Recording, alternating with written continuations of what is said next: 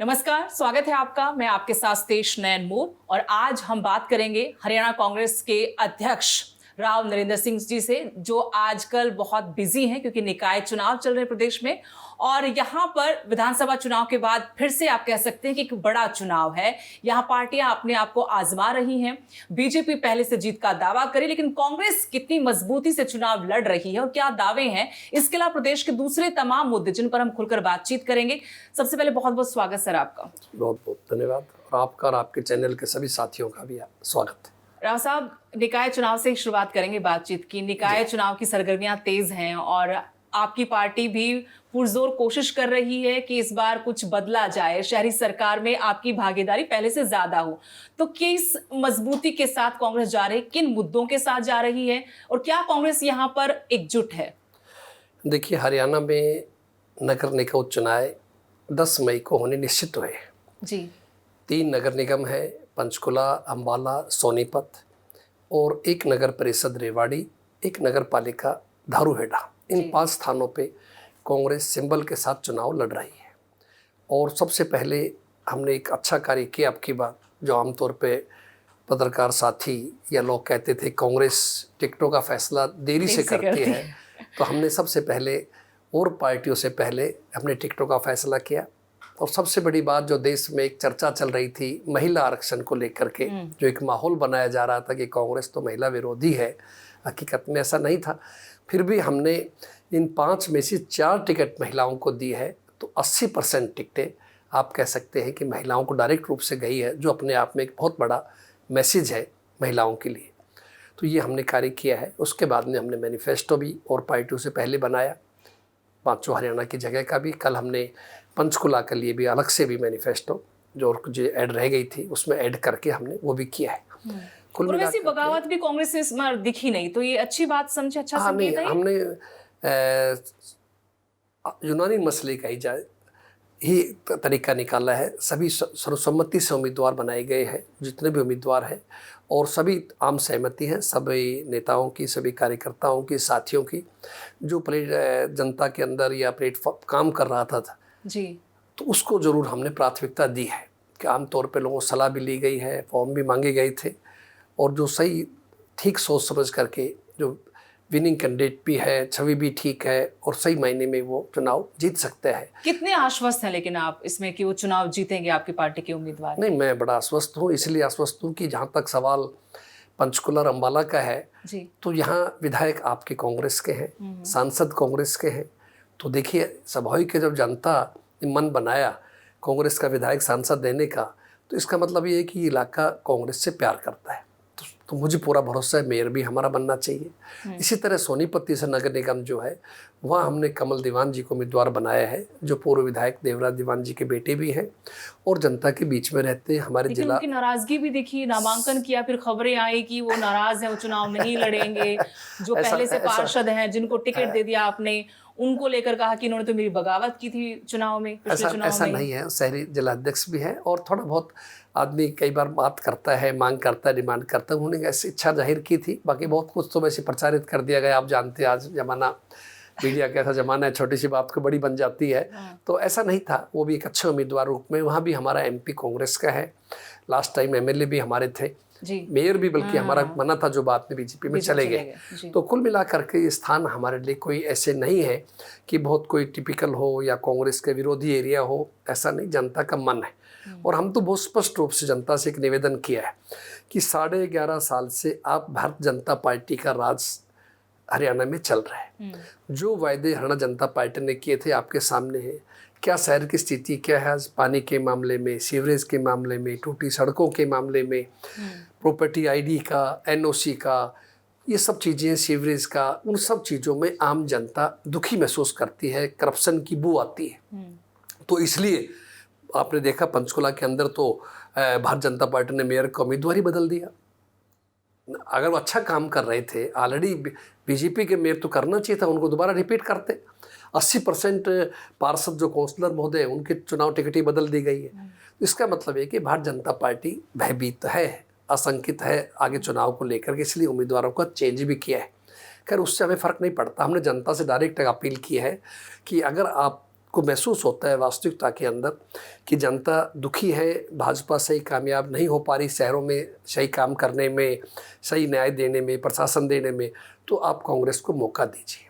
और हम चाहते हैं कि अगर जनता में मौका देती है हमारे उम्मीदवारों को, तो एक बढ़िया स्वच्छ प्रशासन, भ्रष्टाचार से मुक्त जी। हम उनको देना चाहते हैं लोगों को, ताकि किसी प्रकार अवसर ना हो। बड़े बड़े घोटाले आपके सामने हुए, पंचकुला के अंदर वो 159 करोड़ का घोटाला है, जो आगे जांच होगी तो 500 से 1000 करोड़ तक जाएगा।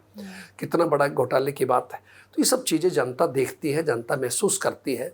मुझे ऐसा लगता है व्यक्तिगत रूप से कि अब की बार इस चुनाव में जनता परिवर्तन का मन बनाया है और कांग्रेस उम्मीदवारों को समर्थन देके जिता करके भेजेगी। लेकिन अगर हम इतिहास देखते हैं राव साहब, तो लगता है कि कांग्रेस की लड़ाई सियासी विरोधियों से ज़्यादा अपनों से ज़्यादा रहती है। इस बार कुछ बदले हैं हालात?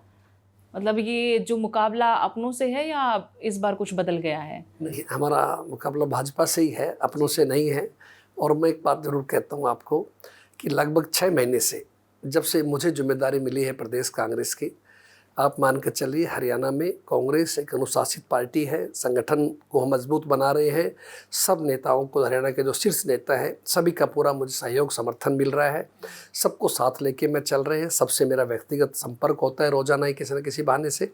हर कोई गुटबाजी की बात नहीं है, सभी मिल करके सबका लक्ष्य एक ही है कि हरियाणा में कांग्रेस को मजबूत बनाया जाए। लेकिन आप जैसे उभर रहे हैं इस पद पे आने के बाद, लोग कह रहे हैं कि अब कांग्रेस में एक और धड़ा एक्टिव हो गया, अब राव नरेंद्र की कांग्रेस भी आ गई है। मेरा कोई धड़ा नहीं है। मैं सबको कहता हूँ जो जहाँ जिस साथी नेता के साथ काम कर रहे करें, छोड़ने की जरूरत नहीं है। लेकिन मैं तो सिर्फ नरेंद्र सिंह नहीं, कांग्रेस पार्टी है। पार्टी के प्रतिनिधि के रूप में, पार्टी के एक सेवक के रूप में मुझे जिम्मेदारी दी है हमारे शीर्ष नेतृत्व ने, आदरणीय राहुल जी, आदरणीय खड़गे साहब ने। तो मैं वो ड्यूटी निभा रहा हूँ। मेरा कोई गुट नहीं है, ना ही मेरी कोई स्वयं की कोई इच्छा है। पार्टी का बहुत बड़ा विश्वास मुझको मिला है, तो मैं उस जिम्मेदारी को निभाना चाहता हूँ। और परमात्मा से भी यही प्रार्थना करता हूँ कि भाई इतनी बड़ी जिम्मेदारी मिली है तो मैं अच्छे ढंग से निभाऊँ, एक सफल कप्तान के रूप में काम कर सकूँ, ताकि मेरे इस टेन्योर में रहे कांग्रेस मजबूत और आने वाले चुनाव में कांग्रेस हरियाणा में सरकार बनाए। आपने कहा कि 80% वोट आपने महिलाओं को दी है और यही असली महिलाओं का सम्मान है, लेकिन बीजेपी कह रही कि आप तो महिला विरोधी हैं। वो कह रहे कि बहुत बड़ा नुकसान होगा और इस स्ट्रैटेजी पे बीजेपी काम भी कर रही है। आपने देखा कि बड़े बड़े नेता मैदान में उतरे हुए हैं ये बताने समझाने के लिए जनता को, महिलाओं को खासकर, मंडलियां बनाई जा रही हैं। आप तक भी पहुंचती होंगी वीडियोस कि भाई कांग्रेस की वजह से आपका अधिकार मारा गया, वरना हम तो तैयार बैठे हुए थे आपको आरक्षण देने के लिए। अब आप लोग इसको कैसे सही साबित करें कि हम सही थे, महिलाओं के साथ हम थे, बीजेपी विरोधी थी, परिसीमन की आड़ ली जा रही थी, परिसीमन की वजह से बहुत कुछ गलत हो जाता, वो कैसे साबित करेंगे आप? देखिए, मैं ये समझता हूँ लोकतंत्र में जनता बहुत समझदार होती है। 2023 में जब महिला आरक्षण विधेयक आया, सर्वसम्मति से पूरे विपक्ष ने समर्थन दिया, उसको पास किया गया। अगर भारतीय जनता पार्टी की नीयत साफ है और वो महिलाओं को आरक्षण देना चाहती है तो किसने रोका है? लागू कीजिए, 543 MP में लागू कर दीजिए। रही बात आगे की परिसीमन की, अगर कोई बात कर रहे हैं तो हमारी पार्टी की तरफ से हमारे जन नेता राहुल गांधी जी ने स्पष्ट रूप से लोकसभा में कहा कि जो सेंसस चल रहा है, आप इस जनगणना के बाद में जातीय जनगणना देंगे, जातीय जनगणना आने के बाद में आप महिलाओं को आरक्षण दीजिए, फिर परिसीमन कीजिए। हम उसके विरोधी नहीं है। आप 850 कीजिए, अच्छी बात है, 850 में 33% दीजिए, लेकिन बगैर जाति जनगणना के। और हम नहीं चाहते, कांग्रेस नहीं चाहती, क्योंकि हम संविधान का सम्मान करते हैं। संविधान ये कहते सबको बराबर का हक मिलना चाहिए, चाहे वो राज्य हो, नॉर्थ साउथ की बात है। अब आपने सुना होगा, मैंने भी अभिषेक मनु सिंघवी जी हमारे बड़े कांग्रेस के नेता हैं, सांसद हैं, वरिष्ठ एडवोकेट हैं सुप्रीम कोर्ट में, उन्होंने आपके एक चैनल पे कहा, मानक जी के पे स्पष्ट रूप से, कि ये जो 850 का फार्मूला लेके आई थी बीजेपी, इसमें शायद 198 ही केवल साउथ को जा रहा है, बड़े स्टेटों को, बाकी सारा नॉर्थ में आ रहा है। तो ये कि किसी भी राजनीतिक पार्टी को अपना निजी स्वार्थ नहीं देखना चाहिए कि यहाँ मेरा असर ज़्यादा है तो सीटें ज़्यादा बढ़ा दें, वहाँ कम है तो कम कर दें। मेरा विचार ये है कि जाति के आधार पे, धर्म के आधार पे या क्षेत्र के आधार पर कभी इन चीज़ों पे नहीं, इनसे ऊपर उठना चाहिए। इसलिए कांग्रेस ने कहा, राहुल जी ने कहा कि हम चाहते हैं दलित को, पिछड़ों को जाति जनगणना सामने आए ताकि उनको पूरा लाभ मिल सके। और अगर आप बहुत चाहते ही है तो 543 में कीजिए, महिला आरक्षण पास किया हुआ है, मना किसने किया? और संशोधन कर लो, करने वाले रह गए हो तो इसलिए हम चाहते थे कि आप जानते, जनता सब बातें जानती है। आज सोशल मीडिया का ज़माना है, हर आदमी पता है।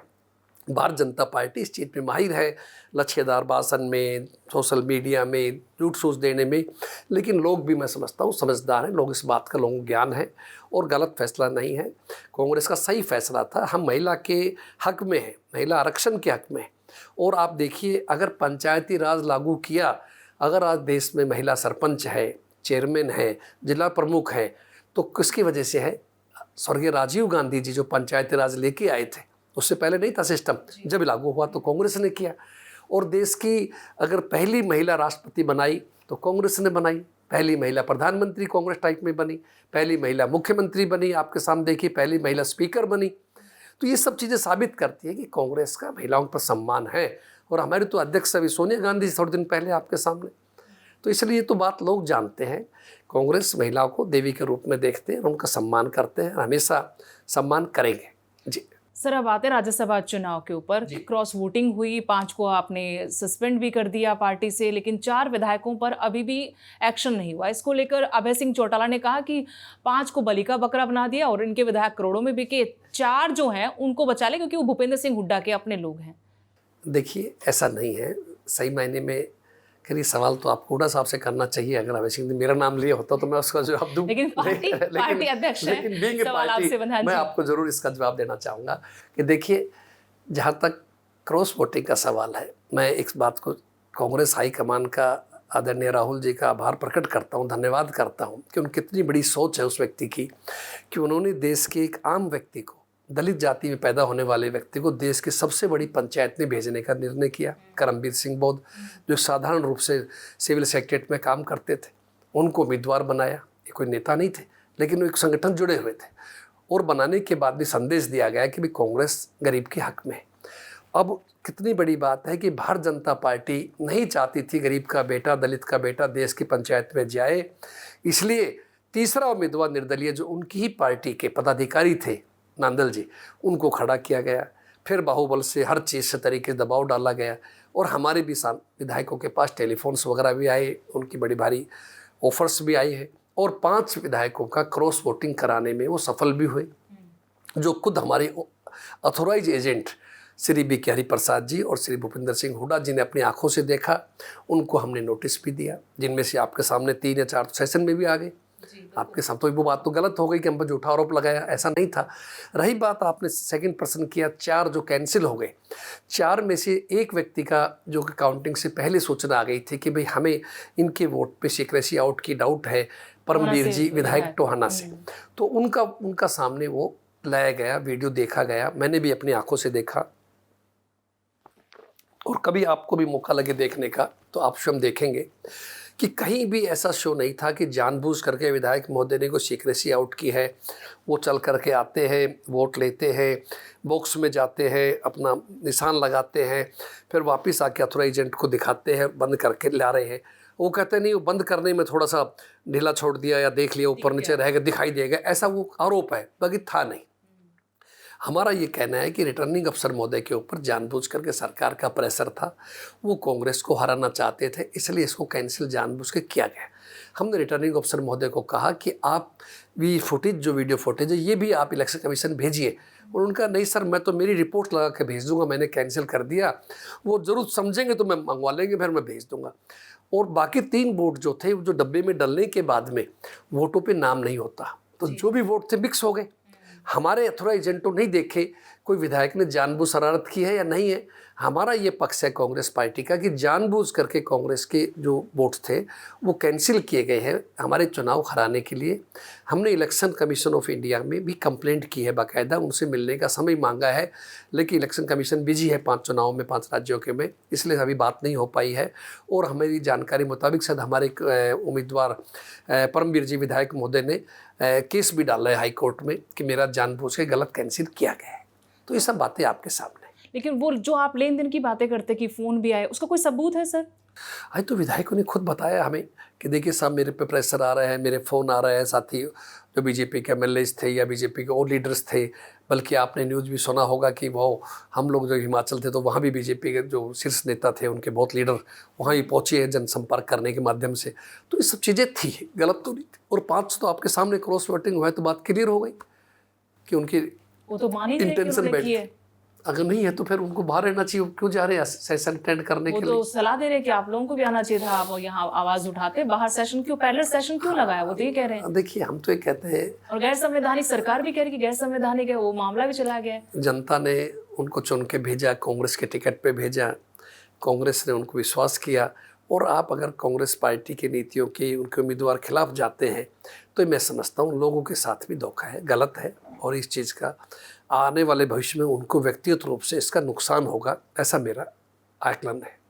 मामून खान को लेकर आप लोगों की तरफ से, पार्टी की तरफ से प्रतिनिधिमंडल मिला राज्यपाल से कि उनको फंसाया जा रहा है, राजनीतिक द्वेष के चलते उनके ऊपर कानूनी शिकंजा कसा जा रहा है। ये क्या पूरा मैटर था? क्या राज्यसभा चुनाव से कोई लिंक करते हैं ये बात कि राज्यसभा चुनाव में, क्योंकि पहले आपके विधायक नांदोल से जस्सी पेटवार ने कहा था गोकुल सेतिया और मामून खान को डराया भी गया, प्रलोभन भी दिया गया राज्यसभा चुनाव में बीजेपी का साथ देने के लिए, और उन्होंने माना नहीं, तो अब अपने एक्शन में है बीजेपी। नहीं, ये भी हो सकता है कहीं ना कहीं इस बात पे कोई जुड़ाव हो सकता है राज्यसभा चुनाव से लेकिन उनके ऊपर जो धाराएं जोड़ी गई हैं, लगाया गया है, वो ज़रूर एक शक के दायरे में है। हमारे सीनियर लीडर्स सभी जाकर के विधायक और हमारे विधायक दल के नेता माननीय महामहिम राज्यपाल जी से मिले हैं, उनको अपनी शिकायत दर्ज कराई है। और डेमोक्रेसी में यही एक तरीका है भाई, आप राष्ट्रपति जी को, प्रधान राज्यपाल जी को अपनी शिकायत दर्ज करा सकते हैं, कोई भी राजनीतिक पार्टी, और या फिर न्यायालय का सहारा होता है कि हाई कोर्ट, सुप्रीम कोर्ट जाए, वहाँ उनसे मदद अपील मांगी जाए।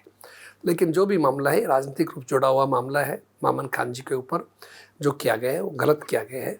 उनको एक जनप्रतिनिधि है, राज्यसभा में उनकी बात मान लेते तो ठीक रहता, और नहीं मानी तो अब उनको तंग परेशान किया हाँ, मेरा ऐसा मानना, शायद उनके ऊपर ये भी एक प्रेशर रहा होगा इस बात के लिए। ज़्यादा तो खुशी बता सकते हैं मामून जी का, जब आप इंटरव्यू लेंगे तो ज़्यादा अच्छी तरह आपको बता पाएंगे, लेकिन जरूर इसमें जुड़ा हुआ मामला। देखिए, ये बातें जब पहले जस्सी पेटवार की तरफ से सामने आई तो गोकुल सेतिया ने सोशल मीडिया पोस्ट करके इन सब बातों को कहा कि ऐसी बातें ना की जाए मेरे बारे में, ऐसा कुछ नहीं था।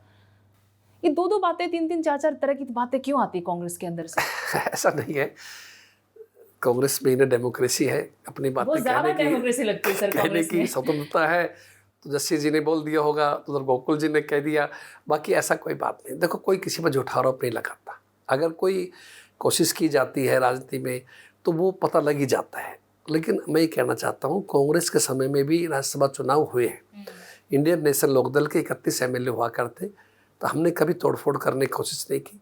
अच्छा होता भारतीय जनता पार्टी इस लोकतंत्र को मजबूत करने के लिए तीसरा उम्मीदवार खड़ा नहीं करते, एक उनका बनता, एक कांग्रेस का बनता, बहुत अच्छे तरीके से निष्पक्ष तरह चुनाव हो गया था। लेकिन आपने विधायकों को संभालना तो पार्टी के नेतृत्व का फर्ज बनता है ना, नेता प्रतिपक्ष का फर्ज बनता था कि संभाल नहीं पाए। वो कह रहे कि आपकी लीडरशिप को नकार रहे हैं आपके विधायक, वो आज़ाद हैं, उनको अधिकार है संवैधानिक, वो दे सकते हैं वोट किसी को भी। है तो आप भी समझते हैं कि राज्यसभा में जिस मर्जी को वोट डालें। अब देखिए, अगर किसी की नीयत खराब हो जाए, अगर किसी को लगे कि मुझे ऐसा करना है, तो उसमें पार्टी भी क्या करे, नेता भी क्या करेंगे, इनका अपना मन बनाया होगा। इन लोगों की जो भी अंडरस्टैंडिंग हुई है, जो बात हुई है, बने सर 2016 में बने, 22 में बने, उससे पहले ही बने। आपकी पार्टी के लोगों पर तब भी सवाल उठे। नहीं, हमने इतना जरूर है, आपके नेता प्रतिपक्ष जो उन्होंने वोट भी नहीं दिया था। देखो, अतीत की तो मैं नहीं जानता, इतना जरूर कह सकता हूँ कि अब मेरे आने के बाद में यदि कांग्रेस पार्टी से कोई भी व्यक्ति अनुशासनहीनता की बात करेगा, उसके खिलाफ सख्त कार्रवाई की जाएगी। ऐसे लोगों के लिए पार्टी में कोई स्थान नहीं है, चाहे वो किसी भी स्तर का नेता हो। बहुत स्पष्ट रूप से कहेंगे, हाईकमान हमारी ऐसा ही चाहते हैं। ठीक है, सद्भाव यात्रा पे आना चाहती हूँ। पार्टी की मजबूती के लिए बृजेंद्र सिंह कह रहे कि मैं सद्भाव यात्रा कर निकाल रहा हूँ। सद्भाव यात्रा पे इतना विरोध क्यों है? जहाँ सद्भाव, नाम ही सद्भाव है, वहाँ से दुर्भाव जैसी बातें आती हैं, धड़ेबंदी बार बार आती है। अभी ताज़ा एग्जाम्पल मैं आपको दे रही हूँ, क्योंकि पहले भी हमारी इस पर बात हो चुकी है। गोकुल सेतिया सिरसा से कांग्रेस के विधायक, उन्होंने जिस तरह की भाषा का इस्तेमाल बृजेंद्र सिंह को लेकर कि आपने भी पोस्ट पढ़ी होगी, मैं पढ़ के सुना दूं आपको, कि झक मारते फिर रहे हैं, राहुल गांधी बनना चाहते हैं एक नेता। आपने पढ़ी है? किसने लिखा है? क्या ये सही है गोकुल सेतिया? नहीं, मैंने नहीं पढ़ा है। बाकी फिर भी मैं कहता हूँ, अगर दिया है तो ऐसा नहीं देना चाहिए किसी भी साथी को, चाहे वो कार्यकर्ता है। मैं पढ़ के सुना देती। जो कुछ समय पहले बीजेपी में राज की मलाई चाट रहे थे, जब बीजेपी ने किनारा कर लिया, उसके बाद अब कांग्रेस में आकर सद्भाव यात्रा द्वारा हरियाणा के राहुल गांधी बनने के लिए सड़कों पर झक मारते फिर रहे हैं। मेरा ये मानना है कि ऐसा स्टेटमेंट किसी भी साथी को नहीं देना चाहिए। और विधायक है वो आपकी पार्टी के। और जहाँ तक सद्भाव यात्रा का है, कोई विरोध हमारी तरफ से नहीं है। मेरे ज़िले में भी गई है यात्रा, मेरे खुद जिला अध्यक्ष शामिल हुए हैं, महिला अध्यक्ष शामिल हुई है, बहुत मेरे साथी शामिल हुए हैं, नारनौल में, अटेली में, महेंद्रगढ़ में। हमारी तरफ से कोई किसी प्रकार का विरोध नहीं है, ना कोई रुकावट है। सिर्फ इतना था, जिस दिन मेरा पदभार हुआ था, शायद आप भी उस प्रोग्राम में आए होंगे, तो उस समय ये सवाल आपके मीडिया साथियों द्वारा हमारे प्रभारी श्री B.K. हरिप्रसाद से किया गया था। वो बहुत ही एक अनुभवी नेता है और लगभग 20 स्टेट्स के प्रभारी रह चुके हैं, पुराना अनुभव है। उन्होंने कहा ये यात्रा कांग्रेस की ऑफिशियल यात्रा नहीं है। ऑफिशियल मीन्स कि भाई पार्टी की नहीं है। पार्टी ने कोई ऐसा लेटर हमारे पास ऑल इंडिया कांग्रेस कमेटी वगैरह से नहीं आया कि भाई ऐसे यात्रा निकाली जा रही है, सभी लोग इसका सहयोग करें या सभी प्रदेश कांग्रेस में इसमें भागीदारी करें, ऐसा हमारे पास कोई आदेश नहीं आया। भाई ब्रजेंद्र सिंह जी भी पूर्व सांसद हैं, हमारे भाई हैं, मित्र हैं। उनके पिताजी चौधरी वीरेंद्र सिंह जी भी हमारे बड़े आदरणीय हैं, हरियाणा के सीनियर लीडर रहे हैं। मेरे साथ भी विधायक मौका रहा 96 में रहने का, उससे पहले मेरे पिताजी के साथ वो मंत्री भी रहे। तो हरियाणा के एक अच्छे नेता है और स्पष्ट वक्ता है, कहते हैं। ठीक है, बीच में समय होता है आदमी का, कई बार राजनीति में बीच में उनको बीजेपी में भी जाना पड़ा, पर वापस भी आ गए, तो अब कांग्रेस को मिलके मतलब जाना, चलो गए बीजेपी में। मत देखो, हम तो निकाल लेते, जनता भी समझ ही जाती है। चलो गए बीजेपी में, गए किसी कारण से गए, वो तो वो बता सकते हैं। तो कुल मिला बहुत नेता गए कांग्रेस के, जाना पड़ा नहीं कहेंगे, चले गए। अच्छा ठीक है। तो कुल मिलाकर के ये है कि अगर वो कांग्रेस पार्टी को मजबूत करने के लिए कोई यात्रा ब्रजेंद्र जी निकाल रहे हैं तो अच्छा है, स्वागत है। हमारी तरफ से कोई विरोध नहीं है और आज तक कोई एक साथी नहीं मिल सकता है कहे कि नरेंद्र सिंह की तरफ से या कांग्रेस पार्टी की तरफ से किसी को मना किया गया है। जितने मेरे पास फोन आते हैं कि राव साहब हम जाना चाहते, हम यात्रा आ रही है, मैंने कहा स्वागत है, आप जरूर जाएं। कहीं ने मेरे से भी सवाल किया कि आप क्यों नहीं गए, मैंने कहा मैं एक जिम्मेदारी पद पे बैठा हूँ, जिस दिन मुझे आदेश आ जाएगा। मैंने ब्रजेंद्र जी को भी कहा, मेरे से मिलने व्यक्त कर आए थे, ब्रजेंद्र जी आपने अधूरा काम छोड़ दिया, आप मिल के आए, आपने कह रहे मैंने इजाजत ली थी, लेकिन वो लेटर तो इशू कराना चाहिए था ना, कराते तो हम खुद ही टी-शर्ट भी लॉन्च करवाए राहुल गांधी जी से, वो ये भी लग रहा है कि आएंगे भी, ऐसी भी अटकल है कि आएंगे राहुल गांधी। देखिए राहुल जी एक अलग किस्म के व्यक्ति हैं, आप जानते हैं, आपको याद होगा गोहाना में एक शादी में एक साधारण किसान परिवार में वो आ गए और किसी बड़े बड़े मुख्यमंत्री उसके प्रधानमंत्री नहीं जाए। वो अपनी किस्म के अलग इंसान है, उनकी सोच अलग है। लेकिन एक राहुल गांधी से बात नहीं बनेगी ना सर, वो तो अलग सोच के, लेकिन बाकी की सोच का क्या करें? इतना द्वेष और इतना ईगो कैसे है? किस चीज का ईगो? हमारा तो कोई ईगो नहीं है, सच्चाई की मेरा व्यक्तिगत तो है। बोल सकते कि आधिकारिक यात्रा नहीं है आपकी, मैं कैसे आऊंगा, पर वो आ रहे क्योंकि उनको लगता है कि पार्टी को मजबूत करने में हर किसी का योगदान होता है। राहुल जी का ऑफिशियल कार्यक्रम नहीं आया, लेकिन एक रूमर्स जरूर है, अफवाहें हैं कि ऐसा कार्यक्रम बहुत जल्दी बन रहा है। स्वागत है, हमें तो खुशी है हरियाणा के होने के नाते से कि हमारे प्रदेश में हमारे नेता आए, स्वागत की बात है, हम तो उनके साथ होंगे, अच्छी बात आती है तो स्वागत तो रहेगा। लेकिन ये फैसला उनका अपना है, यह बुलाने वालों का है, ब्रजेंद्र जी का जाने। हमें तो सोचना आएगी राहुल जी आ रहे तो हम बिल्कुल वेलकम करेंगे, उनका स्वागत करेंगे, साथ रहेंगे प्रोग्राम में। लेकिन इस जो मैंने स्टेटमेंट अभी सुनाई, ये पोस्ट है सोशल मीडिया पर, इसको अनुशासनहीनता नहीं मानते आप? देखिए मैंने इसकी आलोचना की आपके सामने, मैंने कहा गलत है। सुना दो पोस्ट, अभी कुछ घंटे पहले की है, पढ़ के सुना देती हूं। नहीं आई है गोकुल सेतिया की, आप शब्द देखिएगा अपने विधायक जी के। उचाना वाले ने अपने कुत्ते छोड़ रखे हैं कमेंट करने पे, ये कमेंट जोगे ही है, हरियाणवी है। सिरसा वालों से पंगा ना लियो, हाथ लगा लगा के देखोगे। गोकुल सेतिया विधायक सिरसा। गलत है, ऐसा नहीं देना चाहिए, ये कोई अच्छी भाषा नहीं है, जनप्रतिनिधि के लिए है, एक कांग्रेसी के नाते नहीं है, विधायक के भी बिल्कुल नहीं है, ऐसा नहीं देना चाहिए। आपने बताया है, मैं आज इसका दूंगा, संज्ञान लूंगा, उनसे बात भी करेंगे।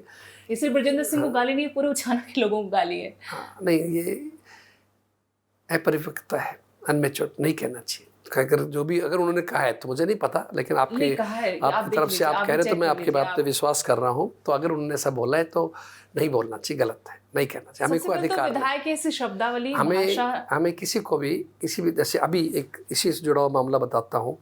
कल पंचकुला की प्रेस ने पूछा कि रेखा शर्मा जी सांसद ने टिप्पणी की चौधरी भजन लाल जी के बारे में, आप क्या कहेंगे? तो मैंने यही कहा था उस समय, हम किसी को कोई अधिकार नहीं है अगर आज नायब जी या बीजेपी के कोई भी नेता हमारे विरुद्ध हैं या कोई इंडियन नेशनल लोकदल के हैं, किसी भी पार्टी को लीडर है, हमारा ये अधिकार नहीं है हम उनके खिलाफ कुछ शब्द कहें।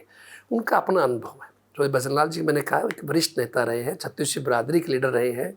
मुझे खुद उनके साथ विधायक के रूप में काम करने का अनुभव रहा है। उनके मुख्यमंत्री रहते हुए मेरे पिताश्री उनके साथ मंत्री रहे हैं। वो एक जन नेता थे। तो आप ऐसा कहना है कोई बदमाश थे वो थे, इनसे कुछ एक तो एक मानसिकता की बात है कि हम किस माहौल में रह रहे हैं, कैसा पढ़ रहे हैं। बल्कि मैं तो अफसोस है मुख्यमंत्री जी मौजूद थे, उनको तुरंत मना करना चाहिए था। नो, पूरी पार्टी लीडरशिप वहीं थी, ये नहीं कहना चाहिए। और ये बीजेपी तो अपने आप को सभ्य पार्टी कहती है, तो उनका तो बिल्कुल उम्मीद नहीं की जा सकती। विधायक गोकुल सेतिया जी हैं, इनका अपना परिवार लंबे वक्त तक कांग्रेस में रहा, फिर 2014 में बीजेपी में चले गए, फिर बीजेपी में टिकट नहीं मिली तो फिर वो निर्दलीय चुनाव लड़ा। उन्होंने निर्दलीय चुनाव लड़ा, एनएलडी का सपोर्ट लिया, फिर भी बात नहीं बनी। फिर अगली बार माहौल बदला, हवा बदली, तो फिर वो कांग्रेस में आ गए।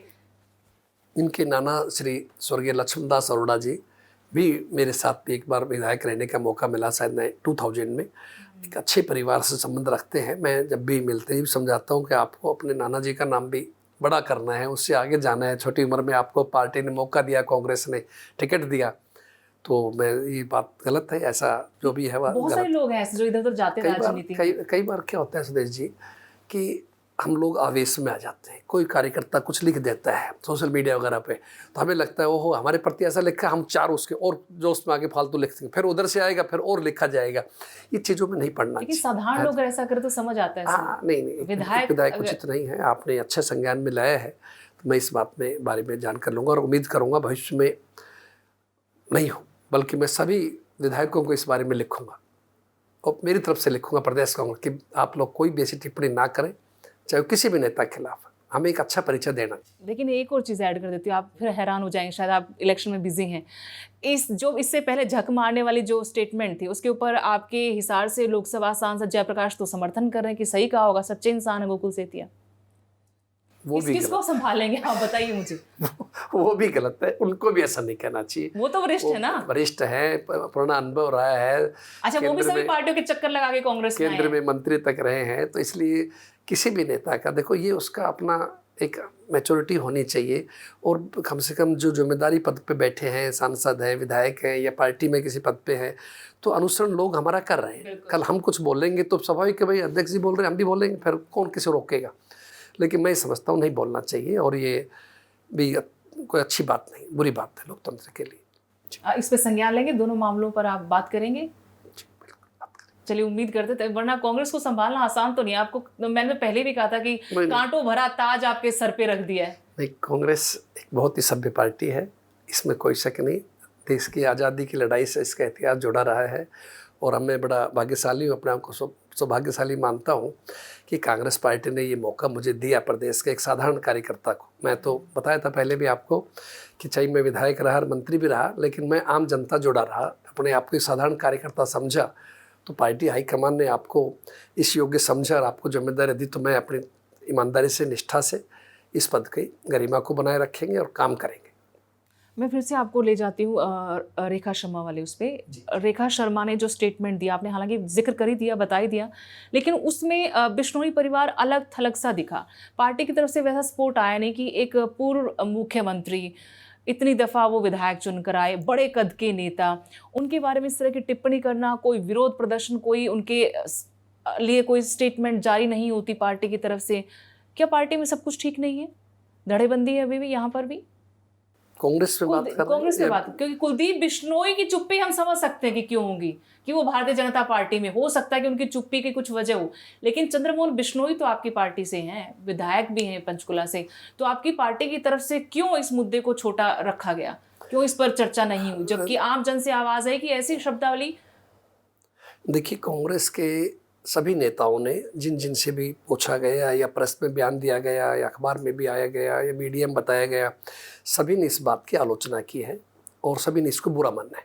तो ऐसा नहीं है, ये ठीक है आपने कहा कि प्रदर्शन नहीं हुआ और नहीं हुआ, हम लोग चुनाव में भी बिजी हैं और राजनीति में कहा ही जा सकता है, तो लोगों को समझना है कि कौन पार्टी कैसा करैक्टर रख रही है, क्या कह रही है, किसके बारे में क्या कह रही है, क्या उचित है या अनुचित है, ये फैसला तो वो करेंगे। लेकिन डेमोक्रेसी में हमने कहा, मैंने खुद बोला और हमारे मुझे याद है CLP लीडर साहब ने बोला, दीपेंद्र जी ने बोला, बहुत सांसदों ने, सब साथियों ने बोला, सीनियर लीडर्स ने, शायद भाई रणदीप जी का भी मैं पढ़ रहा था, बहन शैलजा जी का भी, सभी ने इस बात का बुरा बताया है, आलोचना की, इस बात का कहा है कि गलत कहा गया। तो वचन लाल जी के बारे में अच्छे शब्द इस्तेमाल किए गए। एक चार्जशीट अभी दाखिल की सीबीआई ने, पंचकुला इंडस्ट्रियल प्लॉट आवंटन वाला जो मामला है, उस पर आप क्या कहेंगे? मुख्य साजिशकर्ता बताया है सीबीआई ने अपनी चार्जशीट में नेता प्रतिपक्ष भूपेंद्र सिंह हुड्डा को। देखिए, कोर्ट में जो मामला विचाराधीन है उस पर टिप्पणी नहीं करनी चाहिए हम लोगों को। बाकी हमें भरोसा है न्यायपालिका पे कि दूध का दूध और पानी का पानी होगा। बाकी क्या होता है, बहुत से कार्यों में, जैसे मैं भी मंत्री था, हुड्डा साहब मुख्यमंत्री रहे, तो बहुत से कार्य बतौर आप उस कुर्सी पे बैठ के काम करने पड़ते हैं। तो जो सलाह भी आती है, नीचे से फाइल बन के भी आती है, इंटेंशन बैड नहीं होती। कई बार इंटेंशन बैड नहीं होती, ये भी होता नहीं कि स्टेट का हम नुकसान कर रहे हैं, लेकिन बाद में अगर कोई फाइलों में छानबीन करके जो बड़े बड़े घोटाले दिखाए थे कांग्रेस राज में, कोई 2G घोटाला और क्या क्या कोयला घोटाला, आपकी नज़र में इस 10-12 साल से भाजपा कितने लोगों को सज़ा हो गई, कितने कोई आरोप आए, वैसे ही एक चीज़ें बन जाती हैं। तो मेरी नज़र में ऐसा नहीं है, कोई इंटेंशन किसी की बैड नहीं थी, जिसके अधिकार क्षेत्र में था उसने उस तरीके से काम किया। तो मुझे नहीं लगता कि इसमें कोई बात है। न्यायपालिका पूरा विश्वास है, मुझे भरोसा है कि कांग्रेस पार्टी को या किसी भी साथी को न्याय मिलेगा, सबको इसमें मिलना चाहिए। अभी निर्वाचित हुए राज्यसभा सांसद संजय भाटिया जी, उन्होंने एक स्टेटमेंट दी कि कांग्रेस में एक ही व्यक्ति सर्वे सर्वा है, उसी की चलती, उसी के नीचे रहकर सब लोग काम करते हैं, इसलिए जो जिनका ज़मीर जिंदा है वो घुटन महसूस करते हैं कांग्रेस में। किन की तरफ इशारा था भाटिया जी का? हरियाणा में नेता हो या केंद्र की तरफ, क्या था? हरियाणा। ऐसा नहीं है, आप जानते हैं ये सब काल्पनिक चीज़ें हैं। ऐसा कोई, अब हम कह दें भाजपा के अंदर भादो सरफ मोदी जी और अमित शाह जी की चलती है, फिर उस बारे में वो क्या जवाब देंगे? लेकिन फिर भी चलाते हैं सब लोग, चलते हैं उनके कहने पर। तो हरियाणा में ऐसा कुछ नहीं है, आप ये मान के चलिए। यहाँ बिल्कुल कांग्रेस में 100% डेमोक्रेसी है, कोई किसी का दबाव नहीं है। यहाँ पार्टी हमारे लिए सर्वोपरि है, पार्टी हाईकमान हमारे लिए सर्वे सर्वा है, और कोई ऐसा नहीं है कि कोई एक व्यक्ति का शासन चलता हो। हर जिम्मेदारी दी हुई है। हुड्डा साहब को CLP की जिम्मेदारी है, मेरे को प्रदेश कांग्रेस की जिम्मेदारी है, बहन शैलजा जी को राष्ट्रीय महासचिव की जिम्मेदारी है, भाई रणदीप जी को राष्ट्रीय महा जिम्मेदारी है। हर आदमी अपनी जिम्मेदारी से काम कर रहा है। सर, एक हल्के अंदाज में बड़ा गंभीर सवाल, अगर आप इसे गंभीरता को समझें, कांग्रेस में ज़्यादा लोकतंत्र है इसलिए आज कांग्रेस इस हालात में है, क्या लगता है आपको?